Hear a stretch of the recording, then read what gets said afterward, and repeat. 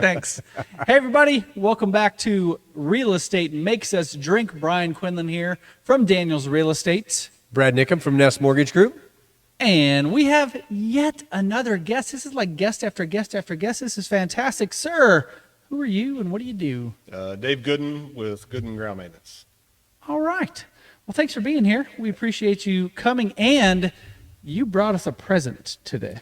I sure did. Which we'll talk a little bit more in depth about here in a minute. But thanks for bringing gifts. We appreciate that. First of all, cheers. Cheers. To you, Brad. Welcome Brad. back from Mexico. Cheers to you, Dave. You got a super Cheers, cool Dave. cup there. That's a frozen cup with a square ice cube in there. It is. It's cold, too. Yeah. Wow. It gets your liquor cold quick. Very quick. That's what I like about it. That's awesome. So, Brad, looks like piss in a bottle over there. I mean, tequila.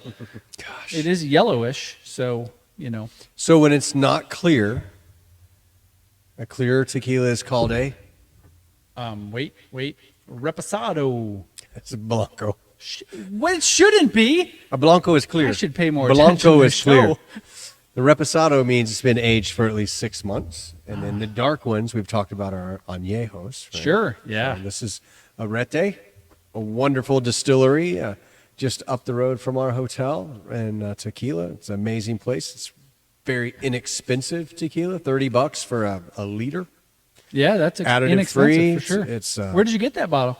I got that one at Total Wine in Greenwood, Indiana. Oh, shout out to Stephanie at the Yep. Total Wine in Greenwood. The rest of those fancy people. Was I supposed to drop her name when I bought all my stuff? It would have done you no good. Well, I didn't know if she got like credit. Like if I just no, said when Stephanie you, helped me. when you get your email asking how your service was, that's where you credit her. Gotcha. Okay. She does get some freebies out of that, which is cool. I did find out when I was there that I'm a Grand Reserve member. What does that mean? I have no idea. You get Congratulations. points, and you can't use them for liquor, so I No. don't really use them. But the lady told me when she handed me my receipt, she said, "That's the most points I've ever seen." Wow. So yeah, I got a lot of points. you know, when you live in Indiana and you can't use the points for liquor, they just mean- build up. Yeah, I used $5 on a set of $15 cups. And I was Exactly. like, that was dumb. Yeah, Yep. it's silly. At any rate, let's At talk any to rate, Dave. Well, you know, Oh, there, yeah, what there are are we drinking? beverages to discuss. This is called Summer Beer Reef Knot, which, of course, purchased at Total Wine. It is brewed and canned by Half Acre Beer Company in Chicago, Illinois. No idea what to expect here. It's just a lager, you know. Nothing. It tastes like beer. Well, like we talked in the last show, you don't have a great Nope. flavor Yeah, profile my taste pals. checker. No party pals on this one. That was the last Yeah. episode, but no taste pals. Dave, Tell us are you about drinking that. this? I am. And you am. Okay, so can you tell us about this really cool looking bottle of whiskey? I purchased that at Elite Beverages on the way here, and the guy told me that it's either firefighter or police owned, and he said that it's supposed to, when you take a drink of it, it's supposed to bless you. So, Well, it is called St. Michael Straight Bourbon Whiskey. and it's definitely a bourbon. And on the back is Michael the Archangel. Those of us who are Catholic like myself do know, well, used to know information about St. Michael back in the day because, as I've said pre-show here, I went to St. Michael Catholic School.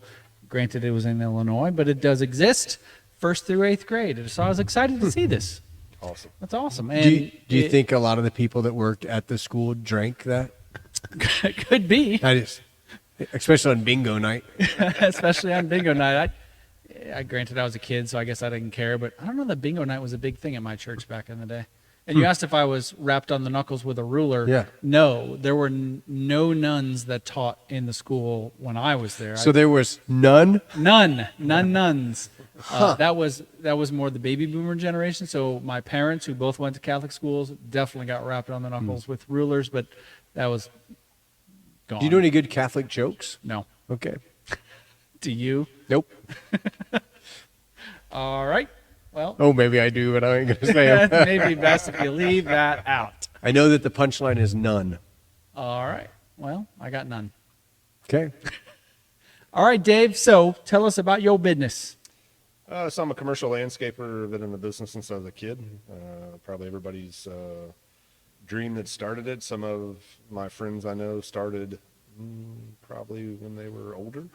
I probably started when I was a kid, the push mower, 5 for the front, 5 for the back, mow, trim, and blow, and you're done. So kind of grew from there, challenged myself through high school to do snow removal when we actually had snow. Yeah. And, you go out, shovel driveways, make money. I've always been about making money. And what's funny is it's not really about making money now more than it's about building people for me. I did the money chasing thing in my 20s, hit my goals that I wanted to hit, and now it's about taking people and teaching them to become better. I gotta say, thank you for saying that, because that's sort of been a theme on this show, especially in recent episodes. We had a long discussion about being in the people business. That so many of us in real estate and lending and other services that we've talked about on the show is all about providing service to people. Yeah, we make money doing it, but the majority of us do it because we enjoy the service that we provide to others. My general manager has a saying that,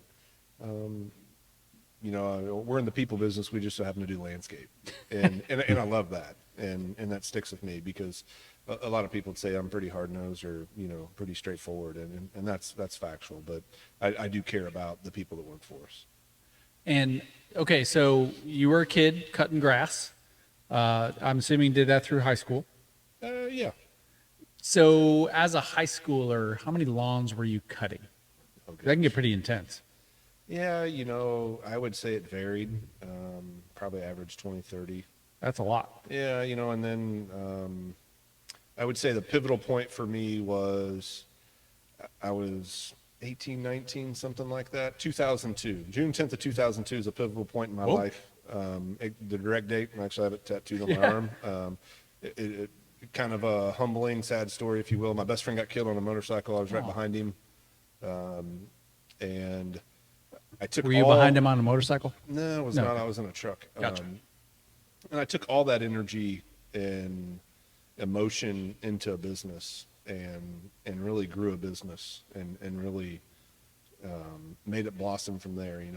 Any form of negativity I had or positivity went into that. Not that we were ever going to do that together as each other, but that was my way of coping with what had happened in my life. And I probably wouldn't be who I am today without a lot of that. Wow. Okay. And we probably met around 2004. I was mowing Steve Shea's office. Yeah, and their company is Big Dog, right? Big Bear. Big Bear. There you go. Because that's what I had was a Big Bear four-wheeler. No kidding. That's what I was using for snow removal at the time. How was about a that? four-wheeler doing driveways, and so people would stop me driving down there because it said on the side of the four-wheeler it said Big Bear, and so Big Bear 400 actually. Yeah. And so funny story about that is I was in partnership with a guy named Ted Litch, who was a City of Lawrence fireman at the time, and he owned the four-wheeler. No kidding. And so he would let me run around while he was on shift and use his four-wheeler to make money. That's awesome. And I would give him nice. half of You it. give him half the cash back. And he thought it was great. He was like, I can't believe this kid's doing this for me. You know what I mean? Like, I'm getting free cash out of my four-wheeler. This is Right. great. How old were you when we met? When you and I met? Yeah, it's around 2004 probably. Maybe 2003, because I had the office, like you said, at Steve's. I think it was Steve's. 2002 when we met. Cause I Was it started working 2002? Yeah, because Steve had just built that office. And you were up in... He you had were just there on built the the new, and side I was down on the there. side, You yeah. were on the side, and he was just finishing the top part. Correct, of it. yeah. Gosh, so Math. 20. I mean, this dude come busting in the front of the office. I want to buy a house, man. How do I buy a house? Remember? It's like I got my own business. I want to buy a house. And He we ran my like- credit, and he was like, you don't have enough credit. You got to cut some but more we went lawns. through all the programs of what to do next, and it's funny because we met there and then, didn't see each other for several years. And then when I landed in the landscape business and the snow removal business, we actually were competitors. But I've always looked at people that are in the same business as I am, not as a competitor. It's more of how can we work together within an area. I've always, there's a couple of things I've always said. One of them is if I help other people get what they want, I'll get what I want. 100%. I've always believed that. And I've also said, and you've actually heard me say this before, he's heard it too. That's if I'm listening. I don't need all the deals. Exactly. I just need enough of them. Plenty of business for everybody. And if you're doing that client over there and they're happy with you, I'm not going to go over there Now, there may be another business competitor that I don't necessarily like. I'm going to that one, right? But Dave and I always had very friendly competition and knew, these are my customers that I worked with, and those were his. I knew he did a great job. And there's even times where maybe he got a call from one of my customers, and he was like, "Hey, dude, they're not happy with your service," And I was like, "I need to get my poop in a group and fix that." And I don't think I ever had a call from one of his customers like that. But so we built a new friendship in that business, kind of over our love and hatred of all the parts of the business.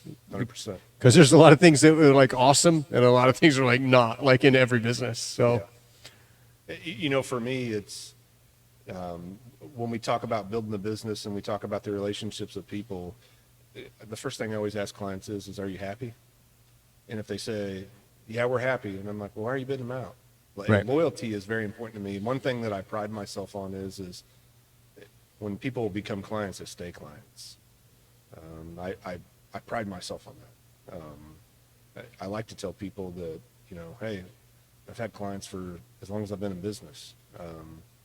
In fact, Ted Nowacki and his wife, Joelle, when they moved out of Forest Knoll over there, they were my first large residential yard, 2 acres, and gave me a shot. And I'm so happy. I was Big Bear back then. And it was in my uncle's neighborhood, and he was a lawyer, and my uncle was a lawyer. My uncle wouldn't hire me, and God rest his soul. And, but the facts of the matter are, he gave me a shot, and I wanted to make sure his yard looked the best because I knew my uncle had to drive by his house every day. You know what I mean? Yeah. Like, you're not going to gonna wish hire yours me. looked like this. Yes. And so I made sure that I gave it extra attention, and he knew that he didn't know why I gave it extra attention, but and then so he ended up coming down early in my career with Parkinson's disease, and his wife ended up, she was a teacher, and she ended up quitting her job and taking care of him, and that was a lot of fun for me, not because he had the disease, but because I was able to deal with her directly instead of him,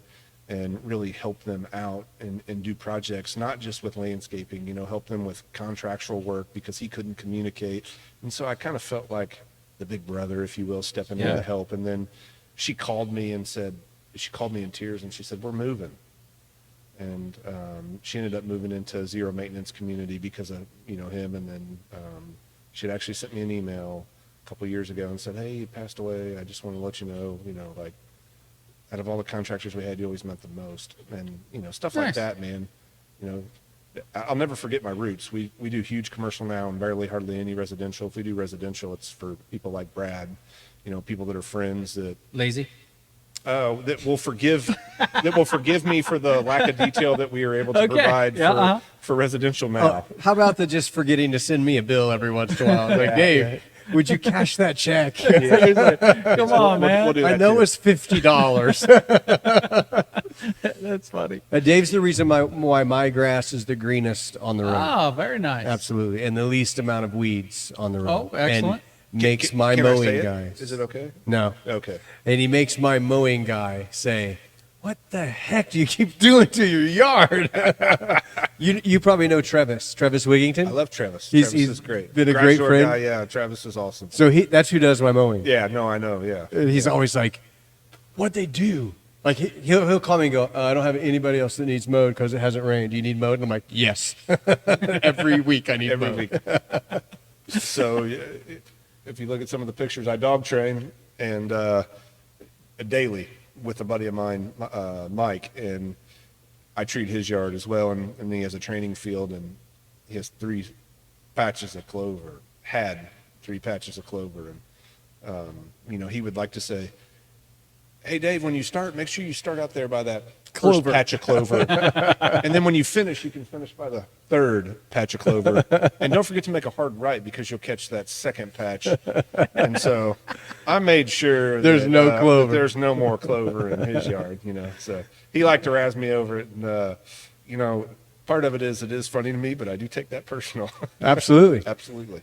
There's other landscapers on my road, and we have the best looking yard. And I like landscaping, after doing it. So I like to drive up and go, I think my landscaping is unique and looks better than the other neighbors that I have. Yeah, for sure. And Dave helps me out with my big plants. You know, my outdoor Yeah, agaves yeah. and some of these crazy plants. He's gracious We enough. all know about your agave. He has some guys Well, come and that's help the get them tequila inside. plant. Yes. Yeah. Yes. That part of the show I have paid He's attention. paid a Oh, lot of good, attention. Yeah, so tell us about the dog, because Yeah. you know, I have a dog. I love dogs, you know that, and I have a Newfoundland Yeah. that will not do any of the things that your dog does. My dog might watch your dog do that. Yeah. And my dog will swim. Yeah. That's it. Oh. But your dog does your like dog go in the awesome pool? stuff. No, Okay. no. It would Fresh be water. full of hair. Yeah. Absolutely. So tell us about the dog training portion of. I'm going to call Alyssa. Damn it, Alyssa, gnats. Alyssa's got to get rid of that gnat. It's like a It's third always at episode. this show.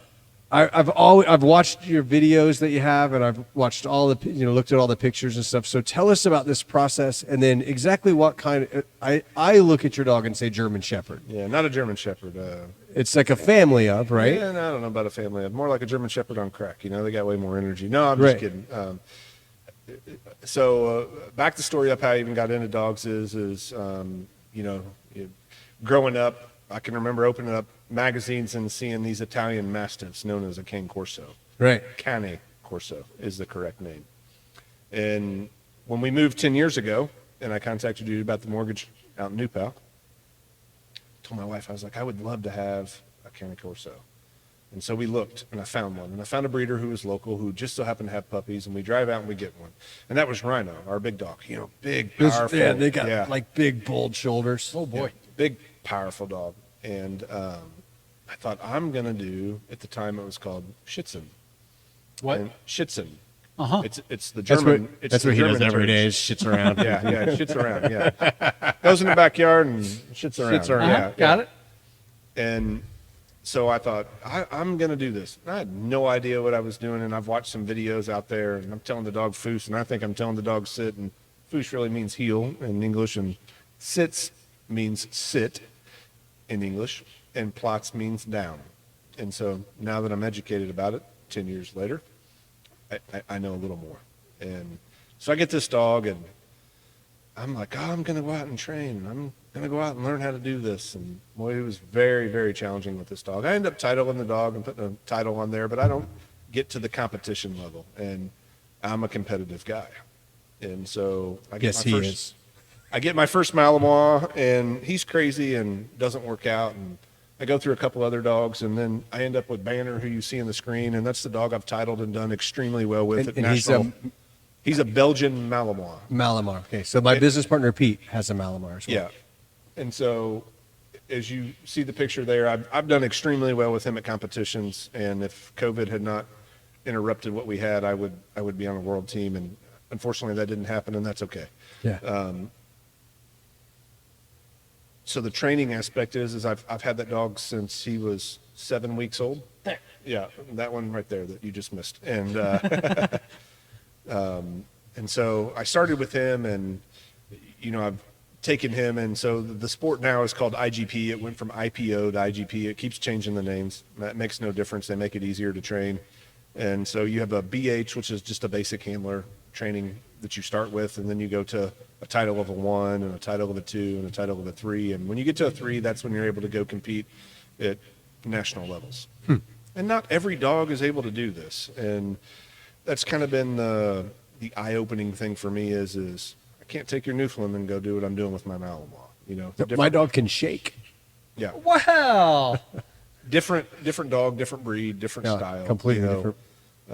You're looking for a dog that's ball crazy, and you're looking for all those things. And I have 3 intact male Malinois right now, and that's very challenging in our house because they are all very strong, dominant males and cannot be loose with each other. So Oh, that's nice. so you have to get them out individually and train. And so Banner's retired now. I retired him last year. Just a lot of different things that go in there. He's 8. And in the process of retiring him, the things I look for, how's his drive level? How's his nerve? Everything there is good. Am I going to be able to go compete and make another team with him? The answer to that's no. He's just past that prime. in They his age out Yeah. just like we do, and And We so, do. Banner's been a very unique dog. And when I say unique, he's not a dog that I could walk in here and you could pet. unfortunately. He's just not that dog. Most of those dogs are not that style. Gotcha. Especially the big working breed dogs that are true working dogs. So, Okay, what you just said, like, because they wouldn't be friendly to me if I wanted to pet the dog? he's not looking for you to be Yeah. friendly to him. He doesn't need any affection Yeah. and That's fair. from you. It'd be different to him, Yeah. right? yeah, and so, he enjoys his time being out on a couch chewing a bone for a couple hours, and then you put him up and let him relax, and then we have two others that are just just not house ready yet, is what I would call it, because they're crazy drive. And so I have another one, Hawk, that I got when he was 7 months from a breeder out of California. Super nice lady. A little too much dog for the last two people that had owned him, and so I took him and trained him, and I could probably title him to a 3 by spring of next year. But I'll probably sell him to a police department. So I was going to say, those are very active police dogs, correct? yeah, very active police dogs. And then I have a dog that I imported from Germany. He's a really, really nice dog. I really like him. What's his name? His name is Aris. That's what I call you, an arse. Yeah. Oh, wait, that's Aris, different. Yeah. Kiss my arse. And please don't ask me how to spell it because Because you're not writing it down anywhere. As we've learned, this is not a spelling show. No, it's yeah, not a spelling perfect. show. I So- barely can spell my name. so- Banner, yeah. Hawk, Aris. Aris. Is there another one? No. Okay. Two of those were like Marvel named. I thought you were Yeah. going for a Marvel thing. No, uh-uh. Aris throws that off. Yep. So, Aris so if does you it came to our office, Thor, Arfus? Yeah. our office, Thor, which is my business partner's dog, Yeah. Pete's dog. I know. Bring Banner and Hawk. It would greet you at the door with a chew toy in its mouth, and it'll sit and look at you. And then Pete will tell it, to go sit down or place or. Yeah. And then once he knows that you like dogs, that chew toy ends up on your feet like every few minutes. It's like drops it and Hey, then looks buddy. at you. And then if you don't pick it up, he picks it up and he looks at you and then he drops it on your feet again. And then Nice. if you throw it, you're screwed. You can't do anything else the rest of the time you're there. The dog is like on you the whole time. Yeah. But he's actually been trained very well, and they're awesome dogs. They are intimidating at first, because you look at a German Shepherd, and you think as a kid, oh, that could be a mean dog. But once they're trained properly, and they're amazing dogs. Actually, I find that most dogs are amazing dogs. Yeah. They just require a lot of attention or a lot of exercise, and I'm not doing this for money. I'm doing it because it's a hobby and it's Sure. fun, and I enjoy that part with my dog. He can't talk back to me. He can't tell me what to do. He shows up every day and he's happy. Happy to see you. And what's funny, Brad, is you and I've talked about this on several occasions. It's changed my life Right. because I can relate dog training to communication with humans. And it's the most interesting thing in the world to me.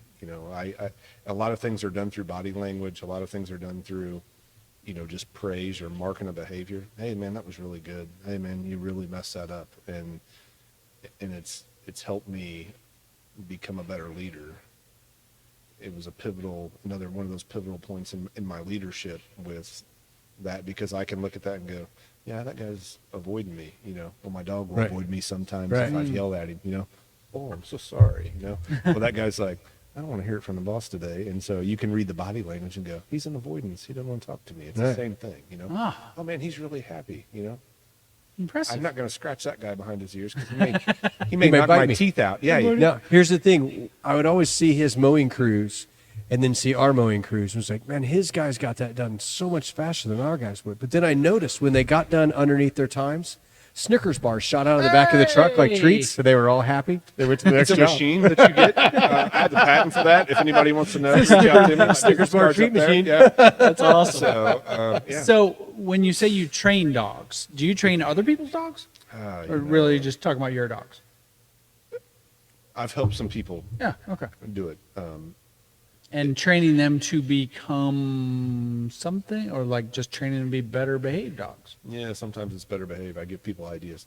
Yeah. I have learned that because this is a hobby, when I find something to be a job, I take it overly seriously, and then it's That not ruins it. fun anymore Yeah. for me. And so, as long as I stay away from the money aspect of it, I have found myself to enjoy it way more. But when it becomes money involved, I take it very seriously because I feel like I have to get this done. Yeah. Instead of, yeah, I'm going to go do this. And so, I mean, every day I do something with those dogs every day. If it's, I'm meeting a guy tomorrow morning at 9 a.m. to go tracking.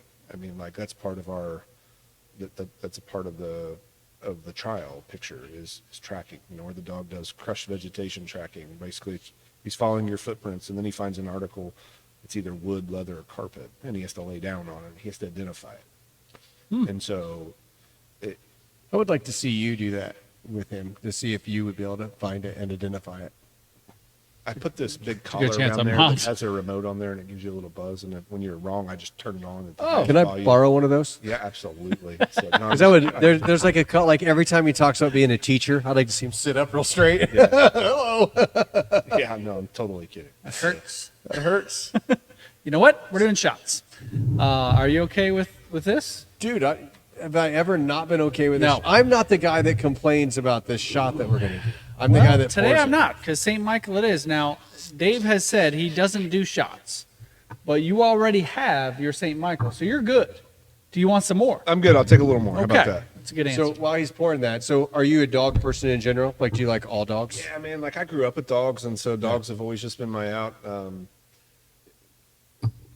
don't know what it is that I find good. So No. come on. Well, man. I'm like a man. Damn, bro. There you go. Have you been around Newfies very much? Oh yeah. So my aunt, she rehab out in Oh, yeah, yeah. Columbusville. So is that Little Chicago Road? Uh-huh. Yep. I think it's like Right after Brehab is Little Chicago Road. and I think it's like 196. Okay. So there at the corner of like Brehab and 196 was like this little pond, and then she lived up on the corner house behind there. And at the time, I had no idea that it was Brehab. I'm a little punk kid. You didn't know that you were going to be spending hundreds of thousands of dollars there. if not millions of dollars with Brehab. Yes, you are correct. Guaranteed. And so we used to rabbit hunt and squirrel hunt that, my dad and uncles and his friends and everybody. And so, but my aunt had a Newfoundland, and her name was Abby. Awesome. And I just remember, I think she was a rescue or somebody had dumped her or something. She always had all these dogs that people would dump out there. So you remember Thunder Island? Mm-hmm. So she lived 9 miles going west on the same road. So here's another funny story, and I'll get to your shot in just a second. So she ended up moving, getting a divorce from her husband, and ended up moving right behind Thunder Island Road. And so, or not Thunder Island Road, but right behind Thunder Island on the same road. And so it was just, what a coincidence, you know what I mean, that I grew up out that way. That's So awesome. People go, what's Thunder Island? It's an old water park. I was about to ask. You didn't know? No, You used to I'm be not able to. native to Indiana. So when you're going up Depending on how long 31, ago there's it a was. really big concrete building that was the Verizon building for a long time. I took care of it for years. I forget what it was before it was a Verizon building. Frontier, yeah. So it's I'm sure I've driven past it. you're out of Westfield when you Okay. see this. Gotcha. Not anymore, but back in the day, Yeah. you were out of Westfield. And just on the other side of there was a really cool water park that was around for probably about 10 years, wasn't it? Yeah, maybe. Then it closed, and then it for years you'd drive by, you'd see the slides. It was just weeds all grown in the parking lot, and now that is Chatham Hills. Oh, I have been there. Yeah, so where Chatham Hills is today is the entrance of Chatham, so a little bit north of where that old Well, just those Grand Park those are and Chatham pricey Hills. houses. So there's a graveyard at the corner there called Dale's Graveyard. My dad used to go, oh, we got to stop by and say hi to Dale. And he would stop and he'd go, hi, Dale. Just stand out the window. I can remember that as a kid. You know, it was just what a joke. You know, like, Nice. Well, you know what? Hi, Dale. Hey, Dale. One's for Cheers. you. Cheers to Dale. Here's for you, sir.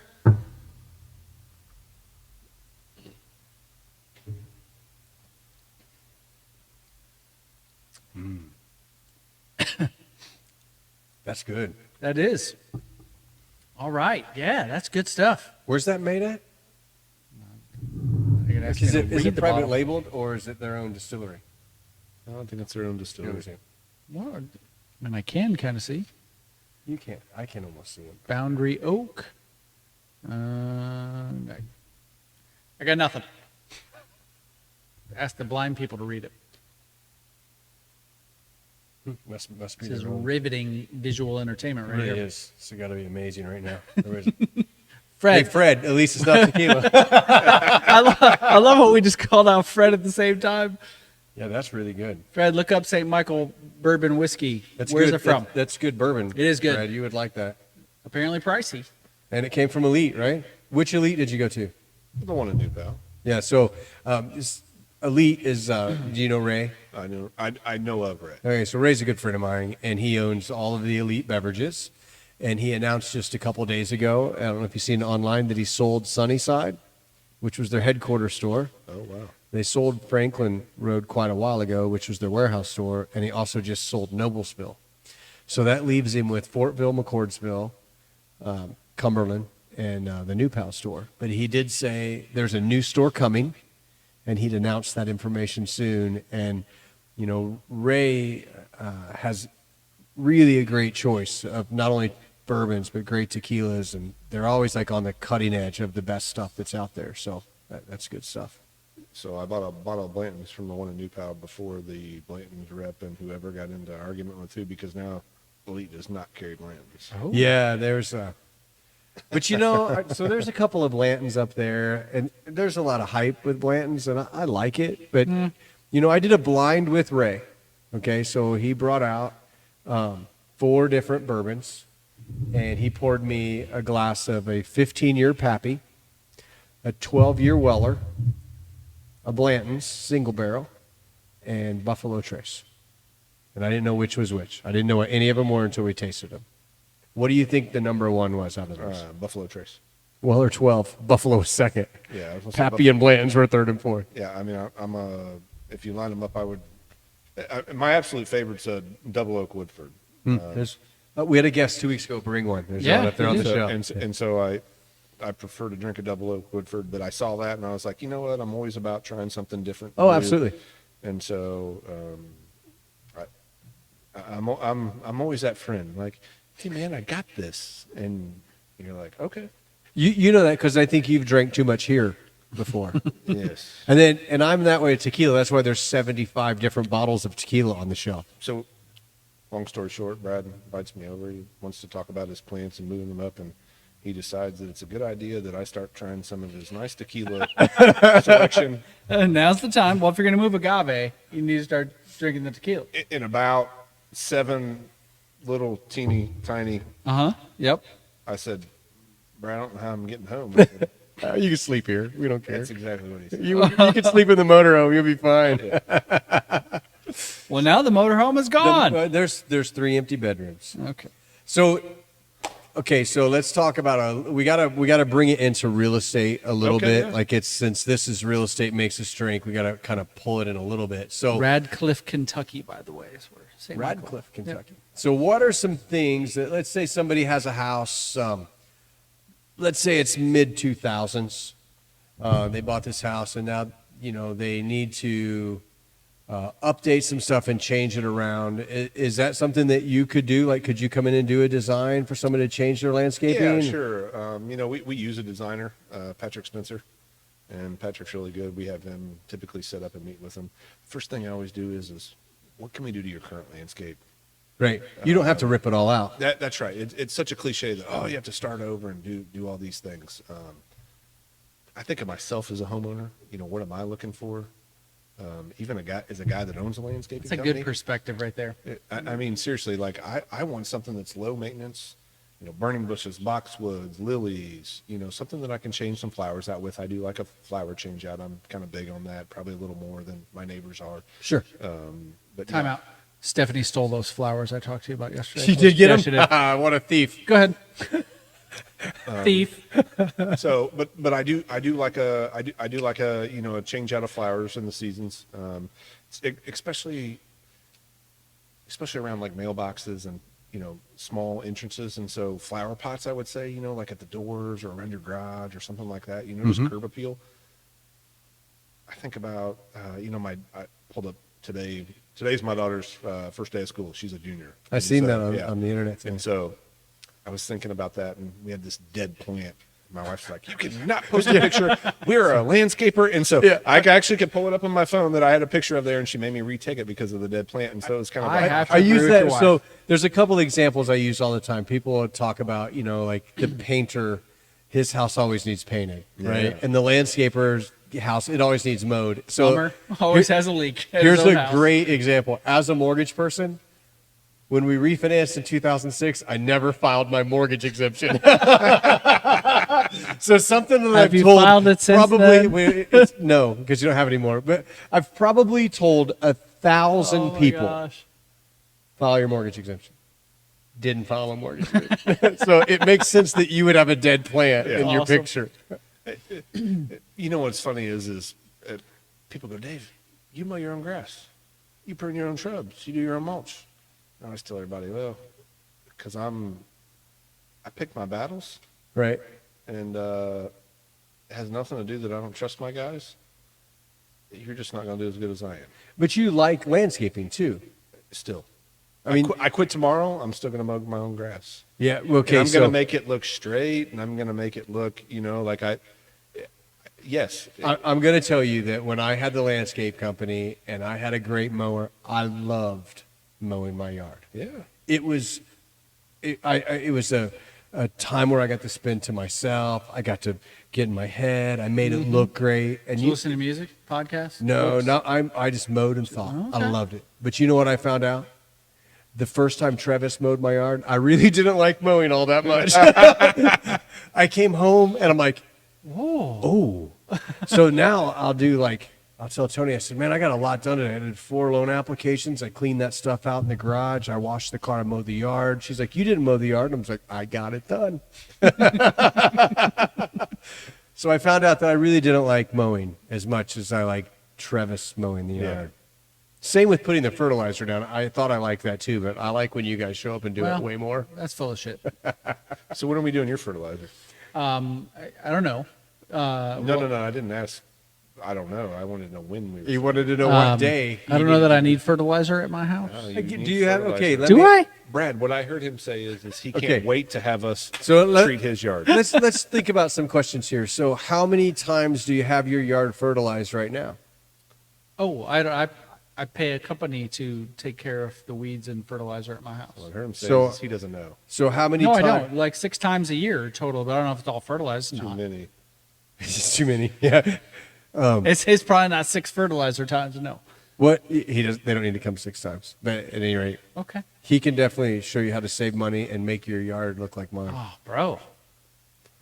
I do have a company that I pay. Their initials are TG. What I heard him say is he had. He did. Oh, he did have I somebody. like this. I like where He this is did have going, somebody. Dave. I like it. You come to the south side? Absolutely. Dude, he's, Oh, dude, these guys. You all can, right. I mean, I'm not loyal to a company. I will be to yours if we can work this out. I will say this. I didn't notice it till I got in the landscape business. And you can drive by different companies and you could know who took care of their grounds, right? And I'm going to use a company that's no longer in business, but he'll agree with me. You knew who First Class took care of. 100%. Because they had it looked awesome. Their grass looked a certain way. They did a certain thing. You knew who Mainscape took care of back in the day. Back in the day, not now. Not as much today, but back in the day, because they did the same thing. And I knew who Dave's customers were. Because there's certain things that those top companies do that make the turf look better than everybody else's. There's I'm some excited for There's for some great tricks. grass. there's some tricks that are what you put down in the ground, Uh-huh. what makes that grass extra green and Okay. extra lush. Well, I'm going to interrupt here. Like, I have a significantly rocky terrain underneath the grass. Everybody does in Indiana. Okay. So I what I believe tell you it. is we should start out with a soil sample. Okay. All right. Let's look at your soil sample and let's see exactly what your dirt needs, because that's going to be the important part. All right. I wasn't a big believer in this until about 8 or 9 years ago. A buddy of mine actually owns a food plot company over in Illinois. His name's Kevin Boyer. What's up, Kevin? Hey, Kevin. Yep, Kevin. He actually walked away from the company he's at, but he's still a guy that I consult with. Like, I will send him soil samples and I'll say, hey, what's this soil need? And so the farmers go out. I was going to say, every farmer does that. Oh, yeah, I bet. Go out and ask a farmer. Hey, dude, why are you pulling this many yields with your crops? Oh, because I treat my soil. And at first I was like, this is hogwash. I really did. I was like, That's some bullshit. I said, I can get freaking grass to grow. So I'm not going to name the developer's name. We worked for this guy. He ended up firing us. I couldn't get grass to grow there. Could not get grass to grow there. I'm talking to Kevin, casual conversation, telling him my frustration. He's like, man, how's work going? This guy's an excavator, right? He does dirt work for a living. That's what he does. Kind of runs this company on the side. Super successful. Dave, you ever tested the soil out there? No. What are you talking about? Tested it for what? Excuse me? I said, what are you talking about? I tested it with some grass seed. It I didn't said, grow. I said, it's so freaking rocky. He goes, I don't care how rocky it is. He goes, I bet I can get grass to grow there. And I was like, what do I got to do? He's like, soil test costs you the maximum to get everything tested. He goes, I need like 8 or 9 sample bags. And I'm like, all right. So I meet with him. He's over in Casey, Illinois. Meet with him. The home of the largest rocking chair, and I think the world's largest wind chimes. Dang it. I knew about the rocking chair, but not the wind chimes. I was gonna make that my punchline. Sounds like a road trip right here. All right. So we get over there, and so I send him over the soil sample. He gets soil sample test done for me, and he doesn't charge me. And I'm like, okay. So what's it cost? And he's like, you're gonna laugh when I tell you this. He goes, all 8 of those bags. He goes, maybe $250. I'm like, what? He's like, yeah. He goes, it's gonna tell you what nutrients your soil's missing. It'll tell me your pH balance. It's gonna tell me. I mean, like, he goes through this list of everything it tells me.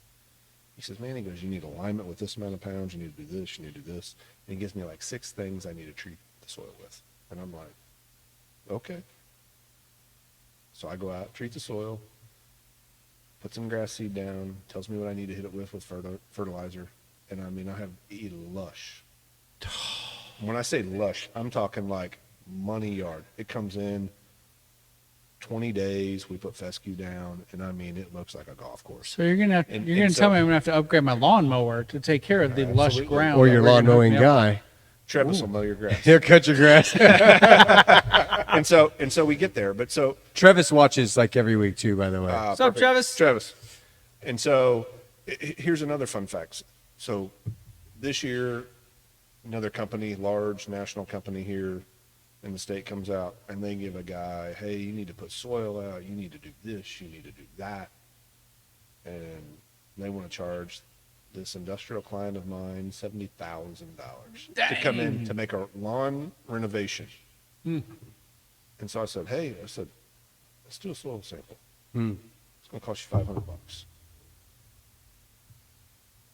They're willing to spend 70 with this guy. I thought, Yeah, right. Why not spend 500 with me and get a soil sample done? I send the soil sample off, send it over to a couple of the people that we buy fertilizer from. They tell me this. I send it out to Kevin. Kevin's like, it needs X, Y, and Z. I kind of line it up. Fertilizer companies say it needs a little different scenario. I listen to Kevin a little more than I do the fertilizer companies because he's been proven to me. I go out and look at it. Dude, I wish I had before and after pictures because I should have taken them, because I'm telling you right now, the property manager literally called me today and he said, dude, we spent $4,000 with you. Yeah. We saved $71,000. And $71,000 with you. And you know what he said to me? He said, I have a list of properties we would love for you to look at. Dude, it's just opening doors. But and you know what all it is? It's just being honest with people. And that's the frustrating part for me in life is it's just being honest. Like, I am so honest to the fault. Like, as a person, I would never screw anybody. It's not in my nature as a person. And I think that's what Brad and I have connected so well with is I call Brad out and I'm like, hey, man, like, listen, if this guy's calling me about X, Y, and Z, I don't know this to be facts. I'm just telling you what he's telling me. I'd reach out to him. If he gives me the opportunity to bid it, I'm taking your work. It's a joke, you know, but it's like, it's factual stuff. Like, I'm the first thing I always do is ask, are you happy? Right. Yeah. Yeah. I'm not interested in bidding your work. What do you mean? I'm going to be 20% more than they are. We don't know that. Yeah, I do. Yeah. If you think about what he's talking about on the turf, it makes so much sense. Growing up around farmers my whole life and even working with some farmers over the years, they go out and test that soil to know exactly what it's going to take to make that corn grow or those beans grow, or if they're doing hay, make the hay grow. Well, or I can why tell they you do the sunflowers. TG company I use never tests my soil. He probably doesn't need to test your soil. He can probably look at it and know. Could be. We probably should put some iron in there. But I would tell you though, so like there's a developer out in Greenfield putting all these homes in. Guy calls me up and he's like, man, I just can't get grass to grow, and we couldn't get grass to grow. And so I told him, I said, let's test your soil. So we put in a bunch of phosphorus in there because that's what a lot of pH is lacking right now, or that's what a lot of yards are lacking to lower the pH and to balance it out and do those things. And so put in sulfate and a couple others. And the guy calls me up and he's like, okay, man, whatever you're doing, like, Hey, the grass is growing. the grass is growing way too much. So That's a problem. here's one thing that we all think is I put some fertilizer down and it didn't grow, so I'm going to put some more fertilizer. Yeah. And More is better. I still today am guilty of that. And if Dave walked around to the backyard to look at a couple of my banana plants, he's going to say to me, why'd you burn them plants? I had a little extra fertilizer, and they weren't as tall as I wanted them to be. Well, So now they're all a little brown. It extra. happens. My agaves, they look good. Yeah, of course. Dave, I love looking at the landscape at a Major League Baseball field where they'll cut a pattern into the outfield. And what if I want to do that to my yard? I'm going to have a real mower. Okay, I don't have one of those. Yeah, and so it's a lot of work. You generally have to train your yard. Is that No. I don't think you have to train your yard, so it's more like you've got to have a real level surface and you have to have a special type of mower. And so, a real mower is like a golf course mower. I mean, it's mowing at, like this, inch right? and a half. I don't know how we can get on the show, but I'll leave my pun comments to myself, So your wife may recognize you. So there. Hey, I've seen him. That's Tony.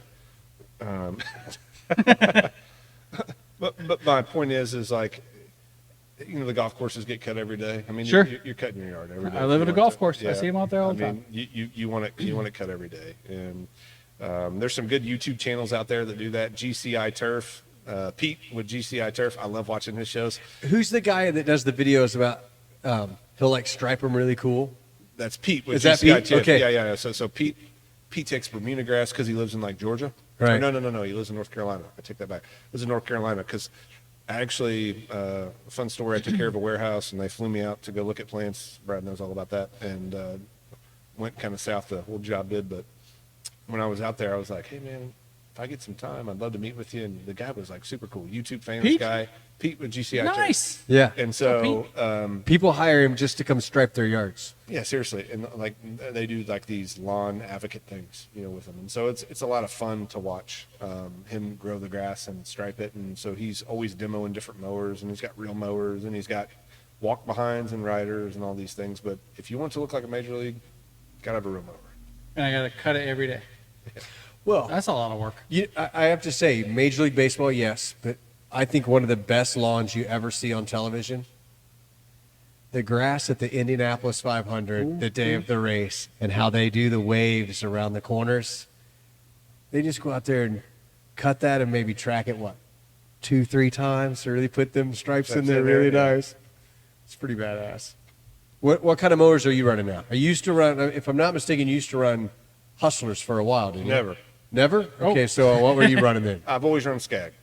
Okay, they're orange. Skag? I was thinking they were Hustlers. SCAG Skag? SCAG Skag. And that's a shaft-driven mower, right? So the Turf Tigers have a drive shaft in the back of them, Okay. and that's kind of like driving the deck along with the belt and all that. Yeah, so we're running all stand-ons. We got away from riders. Oh, you did? Yeah, and so right now we demoed a dual tire Okay. rider to like hug the hills and stuff like that. So mowing some steeper stuff and just safer. Got away from the riders. Had a guy right down here, just down the road from you, going north. Flipped the mower into a pond. Oh, dang. Didn't real well for him. We did CPR. He ended up living, but wow. Wow. But yeah, so that was some years ago. That was a riding mower? That was a riding mower. Just getting in a hurry, and so it was eye-opening for me as an owner because I'm looking at that and I'm going, man, like these guys continually do things I ask them to not do. So Yeah.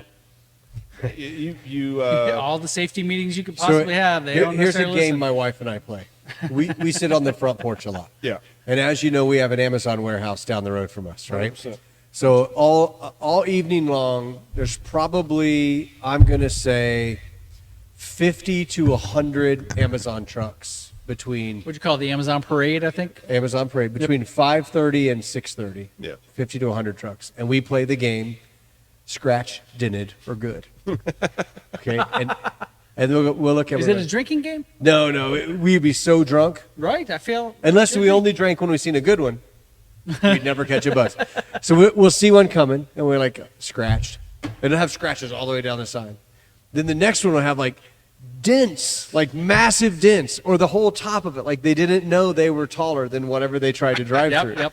And then like maybe every 25 or 30 trucks, we're like, yeah, it was a good one. There was nothing on. I was like, that was a brand new truck. Maybe that's the drinking game. You drink when there's a fresh So truck. it's funny you're talking about that. So a buddy of mine today that I train with, dog train with, he says, yeah, he goes, I just had my driveway re-graveled. They got stuck. And had to get winched out of his driveway. Out of his driveway. no. I mean, like, true story. I mean, well, I don't know true story, but that's what he said. And I believe the guy, you know what I mean? But it's like, he said, man, I just went down and sat there. He goes, I didn't even have the heart to go up and talk to him. He's Right. like, I just waited for him to get done. I got up there, probably took a rake or something, raked out, you know where they're at. Rake the gravel out. He's like, but how goofy do you have to be to get stuck in a gravel driveway? Well, you think about you're sending guys out. They're jumping on that mower. They're thinking, I just got to get done as fast as I can. This isn't my equipment. And things get dented, broken, scratched, and flipped over. They do. And when you watch the Amazon parade, you're like, I would hate to be Bezos, standing at the door going, Would you hate to be Bezos? no, I wouldn't. No, but understand the fact that you have this fleet of 200 trucks and 4 of them aren't scratched or dented.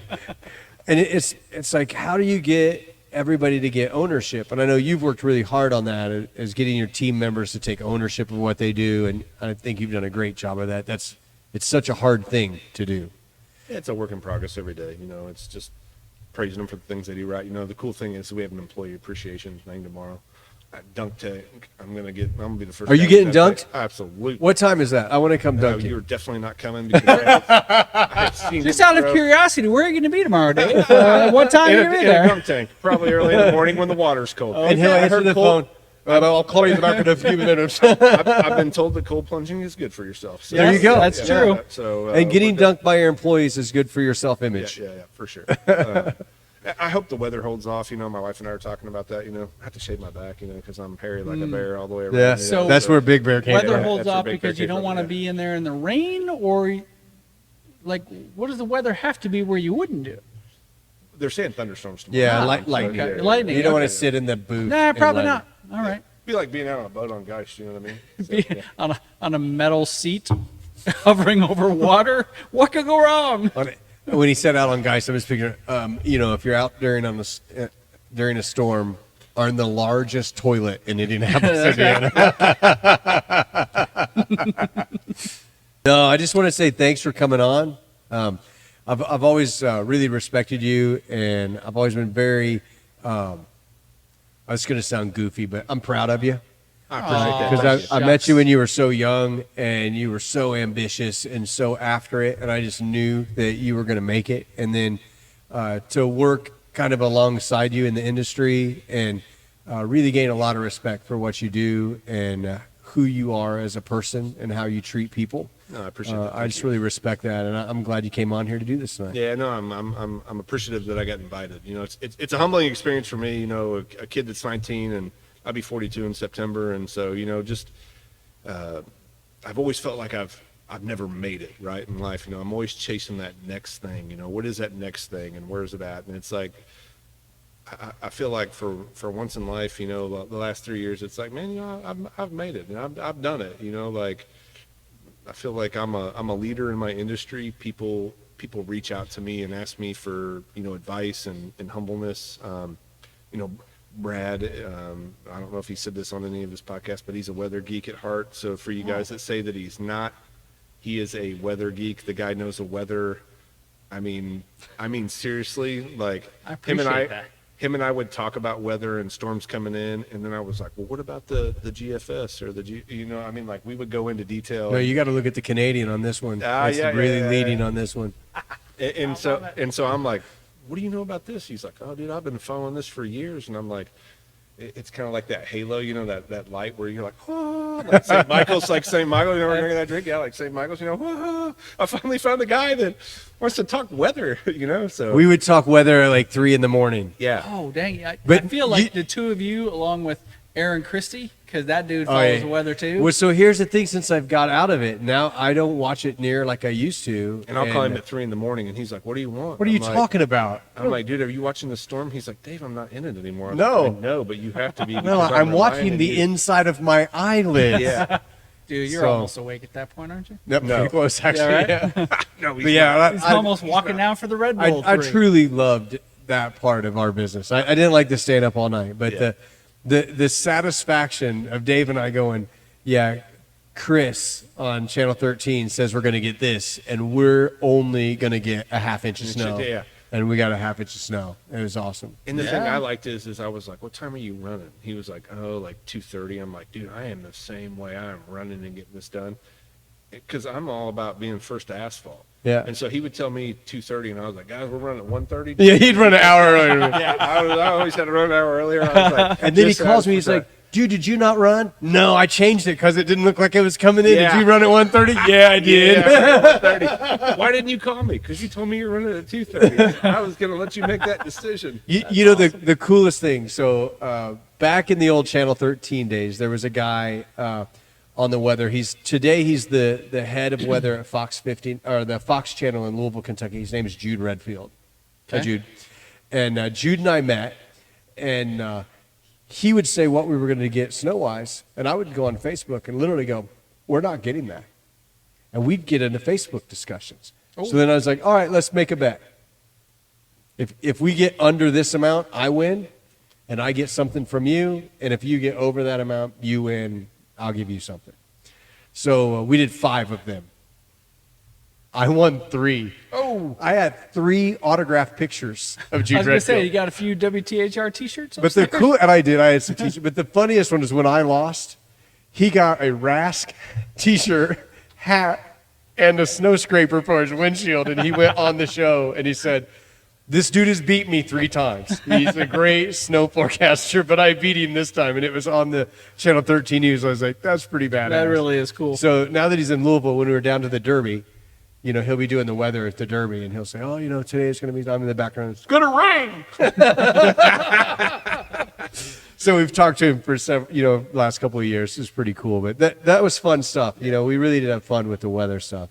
I don't have anybody that'll do that anymore with me. Oh, but do you still use like an outside service to kind of? Yeah, we still use an outside service. The funny thing is, so I start arguing with them on things. No, yeah, no, because you know as much Yeah, as they yeah, do. and they hate me. You know Yeah. what I mean? I mean, like they can't stand. But listen, so I've got 2 guys on there that are like super. I've got a guy named Chris, and then I've got a guy named Jason that are like, when they call, so I'll call at like 2 or 3 in the morning as we're getting ready to run, and they prepare the people the night that if they're not running, they're like, hey, if this guy calls, don't try to BS him because he knows exactly What it's going to do. what he's talking about. Is So this make sure referring that you, to snow plowing? Yeah. yeah, Okay. And running salt. So, Yeah, okay, that so if makes you sense. follow him on Facebook and you wonder what the next morning's going to be like snow-wise, I'm gonna tell you. don't watch the news. Okay. Watch what he says Well- on Facebook because, and there's a very popular Facebook site that they Starts think, with a B and ends with an Am. M. Yeah. and they think they've got the weather by the balls. Uh-huh. I follow them. Oh, I'm Hypers, so sorry. hypers. So You it's know- funny. So some people have been posting about how hot our summer's been and this, that, and the other. I predicted that back in March. I made a post. I was like, top 5 hottest, Midwest.